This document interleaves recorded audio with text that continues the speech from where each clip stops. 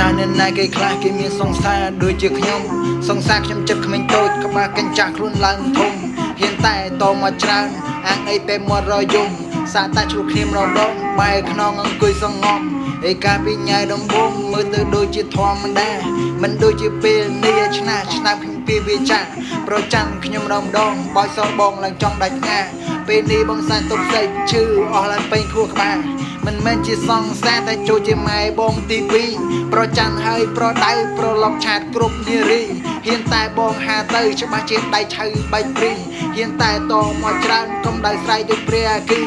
អតាអត់អីទេសង្សារបងនៅរើខ្លួនឯងមិនចង់គិតច្រើននំតែខ្វល់ហើយចំបែងលួងអូនលេងទៅត្រង់ថ្ងៃក្រោយខ្លាចជាផ្សេងអូនឯងច្បាស់ខ្លាំងពេករាល់ថ្ងៃមិនសូវចេះសំដែង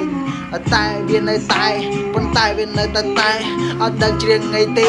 ប៉ុន្តែខ្ញុំដឹងតែមានផលិតផលគូសិនហងតែ3មុខនេះលេងខ្លាចជាមួយនឹងកម្ដៅថ្ងៃត្រង់ទៀតហើយចង់ដើរលេងកណ្ដាលថ្ងៃហួតហាញ់ក្ដៅយ៉ាងណាក៏លេងបញ្ហាទៀតដែរយើងប្រើជាមួយនឹង sunscreen តបទៅស្បែកមុខបន្តមកយើងតបជាមួយនឹង Glow BB តែម្ដងធានាថាស្បែកមុខណាគ្នាគេចូលស្អាតអត់មានបតាអត់មានបន្លាជាប់ស្បែកមុខអីឬក៏ចាស់ទឹកជាអីចង់មកហូរបតាពេញមុខអីទេគឺថាធានាចូលមុខស្អាតខ្លាំងមែនតើយើងប្រើជាមួយនឹង sunscreen Glow BB បន្តរួចរាល់ហើយយើងតបទៅស្បែកមុខហើយយើងប្រើជាមួយនឹងគូសិនហងបន្តិចទៀតមកតបទៅស្បែកមុខយើងមកកាន់តែភ្លឺនឹងរលោងតែម្ដងបាទអញ្ចឹងតម្លៃលក់វិញគឺថាធំរំធូរថ្លៃខ្លាំងមែនតើបងប្អូនទាំងគ្នាអាចរកទិញបានតាមផ្សារទុយផ្សារធំតែ25ខែក្រុងតែម្ដង